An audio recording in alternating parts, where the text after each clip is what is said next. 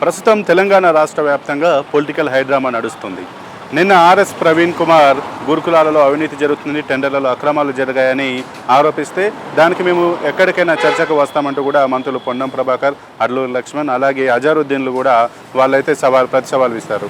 అలాగే ఏదైతే గత ప్రభుత్వ హయాంలో 3 లక్షల కోట్ల అప్పే జరిగిందని 8 లక్షల కోట్లు అప్పు చేశారన్నది అవాస్తవం అని చెప్పు దీనిపైన చర్చకు ఎక్కడికైనా సిద్ధమంటూ మాజీ మంత్రులు కేటీఆర్ అలాగే హరీష్ రావు ఏవైతే సవాల్ ఇస్తారో దానికి 8 లక్షల కోట్ల అప్పు జరిగింది వాస్తవం, దీనికి నేను టీఆర్ఎస్ భవన్కే చర్చకు వస్తాను అంటూ కూడా మంత్రి జూపల్లి కృష్ణారావు కూడా ప్రతి సవాల్ ఇస్తారు. ఈ నేపథ్యంలో ఈరోజు ఉదయం నుంచి కూడా ఇటు బీఆర్ఎస్ భవన్ వద్ద అలాగే హైదరాబాద్ సోమాజిగూడ ప్రెస్ క్లబ్ వద్ద ఒక ఉద్రిక్త వాతావరణం అయితే నెలకొంది. ఈ నేపథ్యంలో పోలీసులు కూడా కట్టుదిట్టమైనటువంటి భద్రతా ఏర్పాట్లు చేశారు.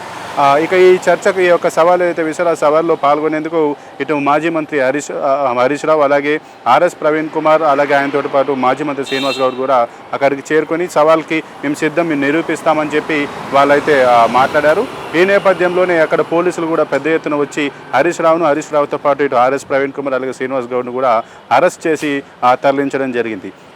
తమ వద్ద కొండా సురేఖకు సంబంధించిన లెటర్ ఉందని, అలాగే డ్రగ్స్కి సంబంధించి అలాగే హైకోర్టుకు సంబంధించినటువంటి ఉత్తర్వులు ఉన్నాయని, అలాగే ఒక గురుకులాలకు సంబంధించి టెండర్లకు సంబంధించి కూడా పేపర్లు ఉన్నాయి, ఇవన్నీ కూడా మేము చూపించి చర్చకు సిద్ధమని చెప్పి ఈ చర్చకు పిలిచి ఇప్పుడు పోలీసులతోటి అరెస్ట్ చేయించడం సరైనది కాదు, ఇలా పారిపోవడం సరైనది కాదు అంటూ కూడా హరీష్ రావు కూడా ఒక పెద్ద ఎత్తున అయితే ఆయన విమర్శించడం జరిగింది. పోలీసులు ఆయన అక్రమంగా అరెస్ట్ చేసిన పోలీసులపైన కూడా ఆయన తీవ్రంగా ఆగ్రహం వ్యక్తం చేయడం జరిగింది. మమ్మల్ని చర్చకు రమ్మని సవాల్ విసిరి వాళ్ళు ఇప్పుడు పారిపోవడం కరెక్ట్ కాదంటూ కూడా చెప్పడం జరిగింది. ఇక ఏదైతే అరెస్ట్ చేసినటువంటి హరీష్ రావును అలాగే మాజీ మంత్రి శ్రీనివాస్ గౌడ్, ఆర్ఎస్ ప్రవీణ్ కుమార్ను కూడా గంట సేపటిగా హైదరాబాద్లోనే చుట్టూ తిప్పుతున్నారు.